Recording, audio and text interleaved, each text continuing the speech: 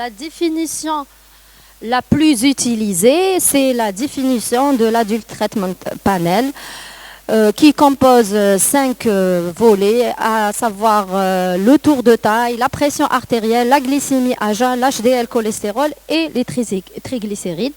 La présence de plus de 3 composants parmi ces 5 pose le diagnostic du syndrome métabolique. Alors, l'augmentation de la mortalité cardiovasculaire au cours de la spondyloarthrite est rapportée par plusieurs études. Ce surrisque est estimé entre 1,3 et 2,2 comparativement à la population générale.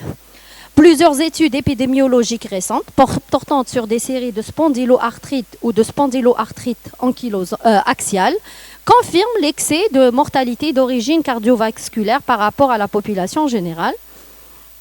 Donc c'est pour cela, sachant que les études récentes suggèrent que le syndrome métabolique est plus fréquent au cours de la spondyloarthrite axiale et que sa présence augmente le risque de survenue d'avènements cardiovasculaires, l'objectif de ce travail est d'identifier les facteurs qui s'associent à la présence du syndrome métabolique et ainsi aussi déterminer sa prévalence. Notre étude a inclus 60 patients atteints de spondyloarthrite, retenus selon les critères d'Assas 2010, vus en consultation ou hospitalisés au service de rhumatologie de l'hôpital sur une durée de 6 mois. C'est une étude prospective, transversale. Nous n'avons pas inclus les maladies inflammatoires autres que la spondyloarthrite, l'association avec d'autres pathologies tumorales malignes, atteinte du système nerveux, insuffisance rénale et hépatopathie.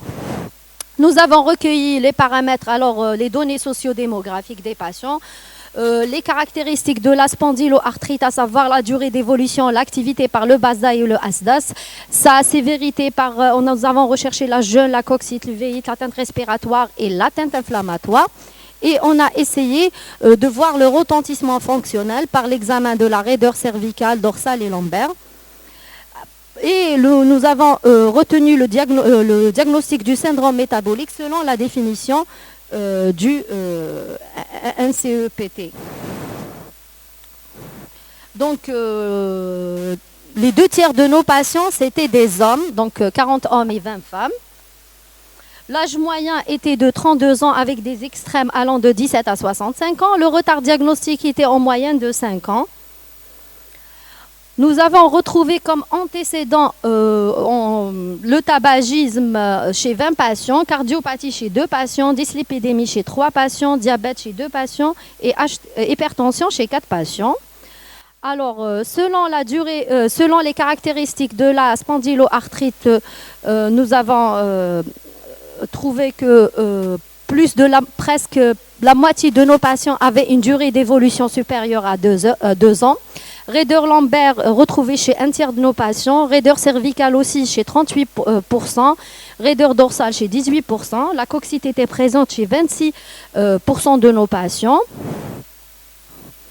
Le traitement, alors 76% de nos patients étaient sous anti-inflammatoires non stéroïdiens, sachant que il y a le risque cardiovasculaire, c'est pour ça que nous avons recherché la prise d'ANS. Les anti-TNF étaient donnés à 45% de nos patients.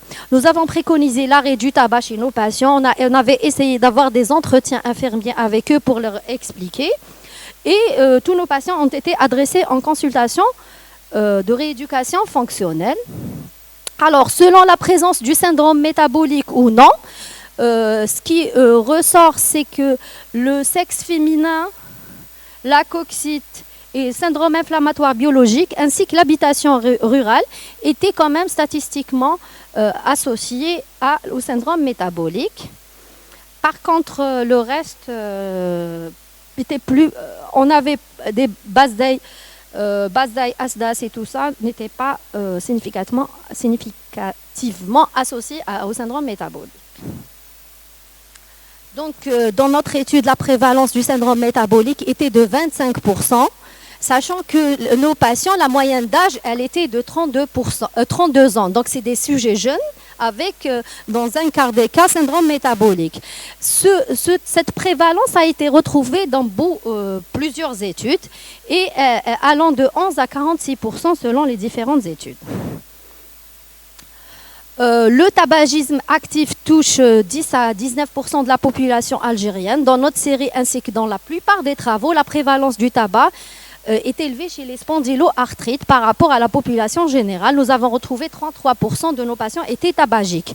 Et c'est là qu'on se pose la question, est-ce que le patient fume plus parce qu'il est malade ou sont-ils malades parce qu'il fume plus ?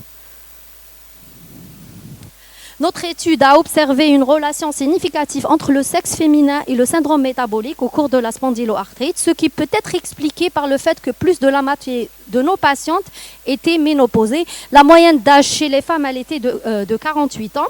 Sachant que lors de la ménopause, la carence oestrogénique entraîne un transfert de la graisse du tissu adipeux sous-cutané vers le tissu adipeux viscéral. Et ce déficit hormonal aussi favorise l'insulinorésistance, ce qui favoriserait le syndrome métabolique. Notre étude a montré qu'il y avait une association significative entre la coxite et le syndrome métabolique. Ceci pourrait être expliqué par le fait que les patients avec coxite ont souvent une activité physique réduite, une sédentarité importante qui peut être causée par cette atteinte et par conséquent une prévalence élevée du syndrome métabolique. Ça n'a pas été relevé dans la littérature, la coxite avec le syndrome métabolique.